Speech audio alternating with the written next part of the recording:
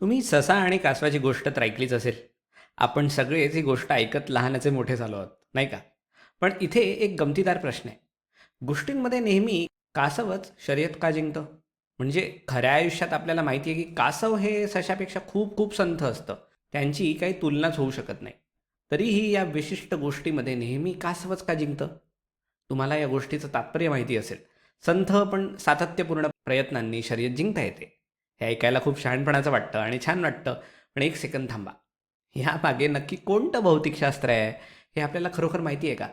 या सगळ्यामागील विज्ञान आपल्याला माहीत आहे का? कासाने ही शर्यत नेमकी काय जिंकली आणि आपण वैज्ञानिकदृष्ट्या ते स्पष्ट करू शकतो का? ते आपण शोधून काढूया. चला, तर हे अधिक सविस्तर समजून घेऊया.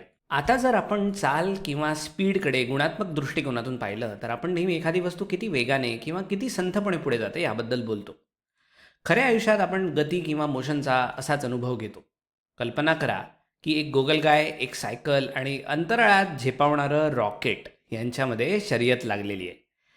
ते सर्व एकाच रेषेत उभे आहेत, बरोबर? सरते शेवटी ते सर्व समान अंतर कापू शकतील, पण त्यांच्यात जो मोठा फरक जाणवतो तो म्हणजे की प्रत्येक जण ते अंतर किती जलद पार करतो.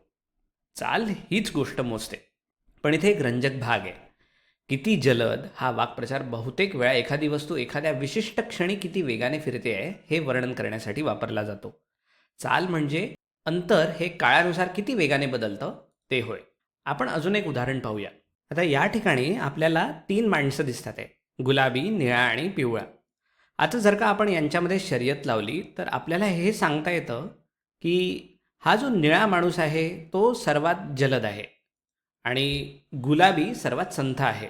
आणि आपण हेही म्हणू शकतो की पिवळा हा निळ्यापेक्षा संथ आणि गुलाबीपेक्षा जलद आहे. आणि हे आपण यांनी शर्यत लावली म्हणून सांगू शकतो. आणि हेच गतीचं वैशिष्ट्य आहे. आपण गतीकडे गुणात्मक दृष्टिकोनातून बघतो तेव्हा आपल्याला हेच अभिप्रेत असतं. पण या उदाहरणात एक अडचण आहे. हे नक्की खरं आहे की निळा माणूस जलद आहे, लाल गुलाबी सर्वात संथ आहे आणि पिवळा कुठेतरी त्यांच्यामध्ये आहे, पण किती जलद आणि किती संथ हा अंदाज लावणं थोडासा कठीण आहे. आणि विज्ञानासाठी हे पुरेसं आहे का? नक्कीच नाही. विज्ञानाला संख्या किंवा आकड्यांची गरज असते. म्हणूनच आपण आता तेच करणार आहोत. आपण आता चाल ही संख्यात्मक दृष्टिकोनातून पाहूया. ठीक आहे, तर आपण ते कसं करणार आहोत? संख्यात्मकरित्या चाल मोजण्यासाठी आपण या शर्यतीतील प्रत्येकाने पार केलेले अंतर मोजणार आहोत आणि त्यासाठी लागलेला काळ मोजणार आहोत. प्रत्येकाला किती वेळ लागतो हे अचूक मोजण्यासाठी आपण डिजिटल स्टॉपवॉच तयार केलेला आहे आणि आपण आता सुरू करूया. आपल्याकडे आधीच डेटा किंवा माहिती उपलब्ध आहे. आपण पाहू शकतो की ते सर्वजण 20 मीटरचं समान अंतर कापत आहेत. गुलाबी माणसाला 10 सेकंद लागतात, निळ्या माणसाला 4 सेकंद लागतात आणि पिवळ्या माणसाला 8 सेकंद लागतात. आता आपल्याकडे अंतर आणि काळ यांची काही आकडेवारी उपलब्ध आहे. इथूनच खरी मजा सुरू होते बरं का.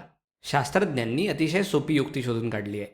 जर तुम्ही एखाद्या वस्तूने पार केलेले अंतर घेतले आणि त्याला लागणाऱ्या वेळाने ते भागलं तर तुम्हाला चाल मिळते. अगदी बरोबर. संख्यात्मकदृष्ट्या याच पद्धतीने आपण एखादी वस्तू किती जलद किंवा किती संथ आहे हे मोजतो. म्हणून तांत्रिक भाषेत सांगायचं झालं तर चाल म्हणजे एखाद्या विशिष्ट वेळेत एखादी वस्तू किती वेगाने किंवा किती अंतर कापते हे होय. आणि जेव्हा आपण हे गणिताच्या रूपात मांडतो तेव्हा आपल्याला एक सूत्र मिळतं. चाल बरोबर अंतर भागिले काळ, आणि तेच आपल्याला या तीनही माणसांच्या चालीबद्दल माहिती देऊ शकतं. आता आपण चाल मोजणाऱ्या उपकरणाकडे नजर टाकूया. ठीक आहे, तर आपल्याकडे इथे एक F1 कार आहे आणि ती लुईस हॅमिल्टनची आहे. हो, ही मर्सिडीज कार खूपच मस्त आहे. आता तुम्हाला स्क्रीनवर जो नंबर दिसतोय किंवा अंक दिसतोय ती त्या विशिष्ट क्षणाची चाल आहे आणि म्हणूनच आपण तिला तात्कालिक चाल असं म्हणतो. आणि तुम्ही जो नंबर पाहत आहात त्याला आपण स्पीडोमीटर रीडिंग असं म्हणतो. चाल मोजण्याची ही सगळी जादू करणाऱ्या उपकरणाला स्पीडोमीटर किंवा वेगमापक असं म्हणतात. हे कसं काम करतं ते आपण पाहूया. कारच्या आत हे असे असे छोटे छोटे सेन्सर्स असतात जे चाकाने किती अंतर पार केलं याचा मागोवा घेतात आणि ते काळही नोंदवतात. हे उपकरण त्या अंतराला अगदी एका सेकंदाच्या छोट्या भागाने भागतं आणि काम पूर्ण होतं. अंतर भागिले काळ हे गणित कारचा कम्प्युटर किंवा स्पीडोमीटर क्षणात करून टाकतो आणि अगदी अशाच प्रकारे तुम्हाला खऱ्या वेळेत चालीचे रीडिंग मिळते. ठीक आहे, आता आपण चाल पाहूया.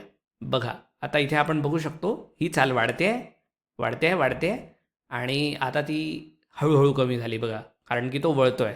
अगदी कमी झाली आणि आता चाल पुन्हा आता हळूहळू वाढेल बघा. आता ती चाल वाढते. अशा प्रकारे ड्रायव्हरची जी चाल आहे ती स्थिर नाही आहे, ती नेहमी बदलते आहे. वेग वाढवत आहे आणि वेग घेत आहे आणि आता पुन्हा वाढते आहे. समजलं? अशा प्रकारे आपण तात्कालिक चाल मोजतो आणि समजून घेतो. आता विचार करण्यासारखा आणखी एक प्रश्न इथे आहे. जर कारला 5 किलोमीटरचा पूर्ण सर्किट कव्हर करण्यासाठी 1 मिनिट लागला, तर कारची चाल किती होती? खूपच सोपा प्रश्न आहे, बरोबर? आता हे स्पष्टच आहे की चाल संपूर्ण वेळ सारखीच नव्हती. तुम्ही आत्ताच पाहिलं की चाल सतत बदलत होती, बरोबर? वळणांवर चाल वाढत होती की कमी होत होती? वळणांवर चाल कमी होत होती आणि मग वाढत होती. त्यामुळे आता आपण तात्कालिक चालीबद्दल अजिबात बोलणार नाही. जर कोणी तुम्हाला विचारलं की जेव्हा कार 5 किलोमीटरचा ट्रॅक 1 मिनिटात पूर्ण करते, तेव्हा तिची चाल किती असते, तेव्हा आपण एका वेगळ्या प्रकारच्या चालीचा विचार करत असतो, जिला सरासरी चाल असं म्हणतात.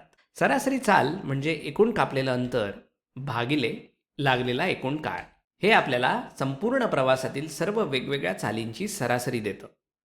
मग चाल वाढलेली असो वा कमी झालेली असो, त्याने काही फरक पडत नाही. महत्त्वाचं हे आहे की वस्तूंनी एकूण किती अंतर पार केलं आहे आणि त्यासाठी एकूण किती काळ घेतलेला आहे. पूर्वी आपण तात्कालिक चालीद्वारे एका विशिष्ट क्षणावर लक्ष केंद्रित करत होतो, पण आता आपण संपूर्ण प्रवासाचं चित्र पाहण्यासाठी थोडं विस्तृत बघत आहोत. तर आपल्या या F1 कारच्या परिस्थितीत कार 1 मिनिटात 5 किलोमीटरचे अंतर कापते. 1 मिनिट म्हणजे 1/60 तास असल्यामुळे आपण हे रूपांतर नंतर दुसऱ्या व्हिडिओमध्ये शिकूया. पण आपल्याला चाल किलोमीटर प्रति तासमध्ये काढायची असल्यामुळे मी त्याला तासाच्या 1/60व्या भागात रूपांतरित केलेलं आहे. आता याचं गणित केलं तर आपल्याला सरासरी चाल 300 किलोमीटर प्रति तास इतकी मिळते, म्हणजेच 300 किलोमीटर पर आवर. पुन्हा एकदा लक्षात ठेवा की ही प्रत्येक क्षणाची चाल नाही आहे. वळणांवर कार नक्कीच संथ गतीने जात होती. सरळ रस्त्यावर ती कदाचित 300पेक्षाही जास्ती वेगाने गेलेली असेल, पण 300 किलोमीटर प्रति तास ही एका संपूर्ण लॅपची सरासरी आहे. आणि हे आपल्याला आपण सुरुवातीला बघितलेल्या ससा आणि कासवाच्या जुन्या गोष्टीकडे परत घेऊन येतो, बरोबर ना? आता आपल्याला त्यांची चाल माहिती आहे, ठीक आहे? कासव हे 0.2 किलोमीटर प्रति तास या गतीने चालतं आणि ससा 56 किलोमीटर प्रति तास या चालीने धावतो. या चालीचा अर्थ आपण तात्कालिक चाल असा घेतो. मग शर्यतीत नक्की काय झालं होतं? शर्यतीत खरोखर काय घडलं हे शोधून काढण्यासाठी आपल्याला त्यांची सरासरी चाल काढावी लागेल. समजा त्यांची 100 मीटरची शर्यत होती, म्हणजेच 1 किलोमीटर. आणि आपण असं मानूया की कासवाला लागलेला वेळ 4 तास आहे आणि सशाला लागलेला वेळ 5 तास आहे. सशाला 5 तास का लागले? कारण आठवा त्या गोष्टीमध्ये ससा झोपला होता. सशाला वाटलं की मी विजेच्या वेगाने धावतो, मी त्याला एका सेकंदात हरवू शकेल. पण तो झोपी गेला आणि त्याने पार केलेल्या एकूण अंतरासाठी त्याला 5 तास लागले. जर तुम्ही त्यांची सरासरी चाल पाहिली तर हे अगदी स्पष्ट होतं की कासवाने 4 तासात 1 किलोमीटर अंतर कापलं आणि त्याची चाल 0.25 किलोमीटर प्रति तास अशी होती. तर सशाने 1 किलोमीटर अंतर 5 तासात कापलं आणि त्याची सरासरी चाल ही 0.2 किलोमीटर प्रति तास आहे. यावरून स्पष्ट होतं की कासवाची सरासरी चाल ही सशाच्या सरासरी चालीपेक्षा जास्त आहे. हेच या गोष्टीचं खरं तात्पर्य आहे. ज्याची सरासरी चाल जास्ती असते तोच शर्यत जिंकतो.